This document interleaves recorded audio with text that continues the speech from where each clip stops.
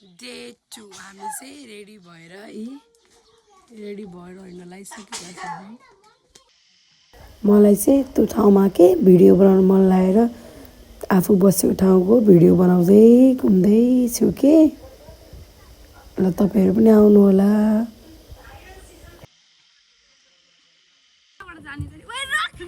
Hello नमस्ते साथीहरू। आज हामी भ्रमणको दोस्रो दिन अमलचारी होमस्टेबाट नास्ता खाइसकेपछि जङ्गल सफारीको लागि हामी गाडीमा बसिसक्यौँ। अबको सफारी कस्तो हुन्छ हेर्दै जानु होला है।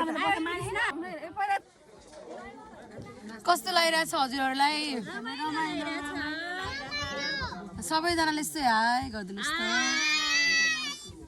तपाईँहरूलाई पनि थारू समुदायको संस्कृतिसँगै जङ्गल सफारी गर्नु छ भने आउनु होला। भर्खर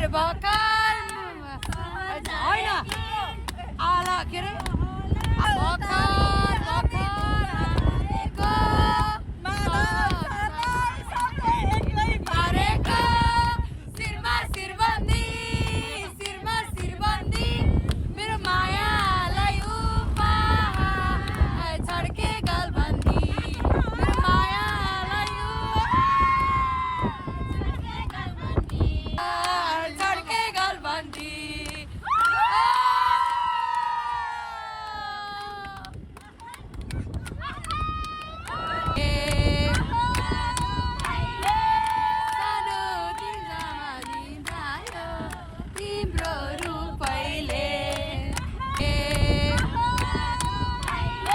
अरे जाँदाखेरि हाम्रो त्यहाँ गाइडले एकदमै राम्रो कुरा गर्नुभयो कि हामीलाई के गर्नुहुन्न भन्दै सिकाउँदै हुनुहुन्छ है। कपडा पनि उडेर बाटोमा खसिरहेको हुन्छ, कसैको टोपी, कसैको मोबाइल, कसैको झोलाहरू होइन।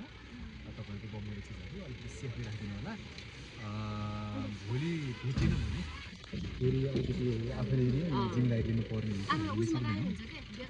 अनि भित्र पसिसके पछाडि त मलाई त हामी झल्ला गर्दैनौँ, केही गर्न पाइँदैन। बरु एजिट भइसकेपछि फेरि तपाईँले रमाइलो गर्नु होला। त्यहाँभित्र पसिसकेपछि हुँदैन। अनि अरू कुरो अब हामी नेसनल पार्क र कम्युनिटी फरेस्टको बिचमा एउटा नारी नदी छ। त्यसको बिचमा एउटा नारी नदीले मात्र बोर्डर सेलिङ गरेको छ। स्पेसली चितवन नेसनल पार्कमा जति पनि वाइल्ड लाइफहरू पाइन्छ त्यो सबै कुरा यहाँ पाइन्छ। सम्भवतः नेसनल पार्कमा त्यति विधि पाइँदैन होला, यहाँ बढी पाइन्छ। किनभने हामीसँग धेरै जङ्गलभित्रको रोड करिडरहरू, रोड एक्सेसहरूको नेटवर्क राम्रो भएको कारणले गर्दाखेरि हामीसँग धेरै बाटाहरूको सञ्जाल भएको कारणले गर्दाखेरि नेसनल पार्कभन्दा बढी यहाँ चाहिँ वाइल्ड लाइफ फार्मिङ हेर्न पाइन्छ। त्यो चाहिँ लगभग 100% दुवै क्षेत्रमा सौरा घुम्ने पाहुनाले पनि यहाँ घुम्ने पाहुनाले पनि दिएको फिडब्याकहरू हो। स्पेसली हामी यो चितवन नेसनल पार्क लगायत हाम्रो सामुदायिक वन जङ्गलमा गैँडा हुन्छ म बोल्दै हुन्छु। गैँडा, बाघहरू, चितलहरू 4 प्रजातिको 6 प्रजाति तपाईँको 2 प्रजातिमा 4 प्रजातिको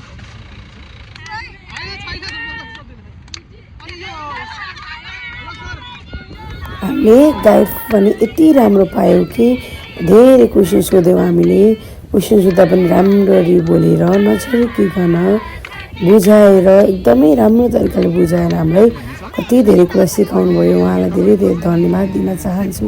छुटिएर छाया नेसनल पार्क भनेर एउटा अहिले चाहिँ लिस्टेड भएको छ। पहिलो चाहिँ चितवन नेसनल पार्कै हो।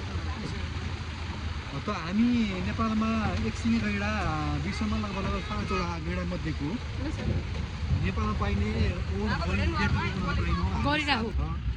चोरी सिकारी राम्रो छ। त्यस्तो हुँदैन म्याडम, उसलाई जिस्कनु छ।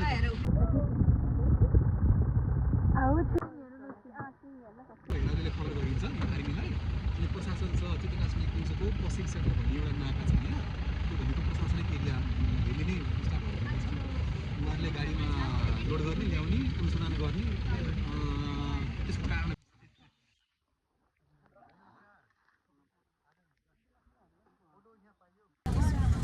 त्यही माथि मेरो त फेरि जिन्दगीको पहिलो पटक एक्सपिरियन्स जङ्गल सफारी भयो न। मक्ख पर्दै भिडियो बनाउँदैछु कि।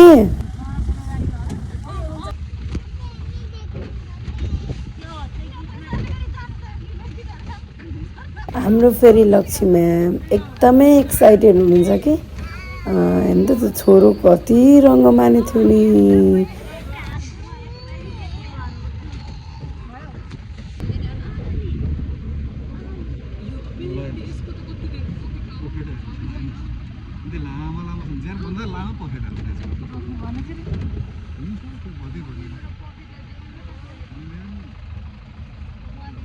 ल मैले क्लिप बनाएको छु सबै पठाइदिनु होला शारदा मिस।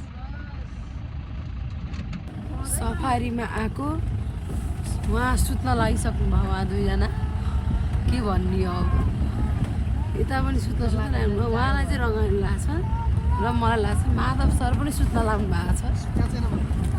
सब उहाँ त गम त सम्चा ओढेर अब एकैछिन सिरानी पाए सुति भ्याउनुहुन्छ। माधव सर चाहिँ एक्लै हुनुभएको फिल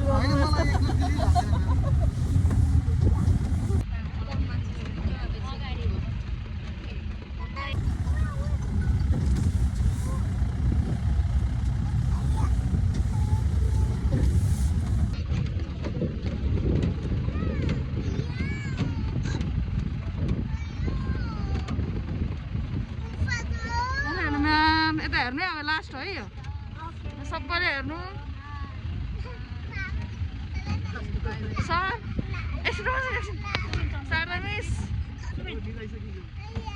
ल हाम्रो गाइड सरलाई पनि एकचोटि यसो यता हेरिदिनु यो सम्झना हो। ल हजुरलाई धेरै धेरै धन्यवाद धेरै जानकारी दिनुभयो। ल म्याम एकचोटि हेरिदिनु कता एउटा लाइट भयो पछाडि भएछ ल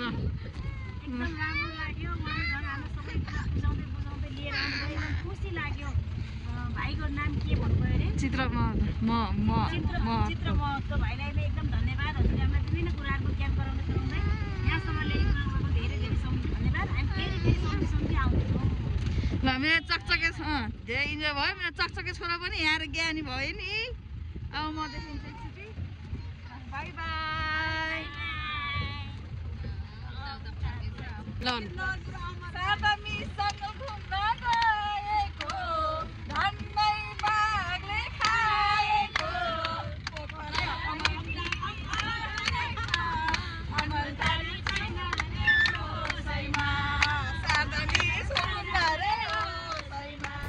यसरी गीत गाउँदै रमाइलो गर्दै हाँस्दै हामी चाहिँ जङ्गल सफारी सकिएर फेरि पनि अमलचारी होमस्टेमा आयौँ, खाना खायौँ र घर फर्कियौँ। Thank you, by by.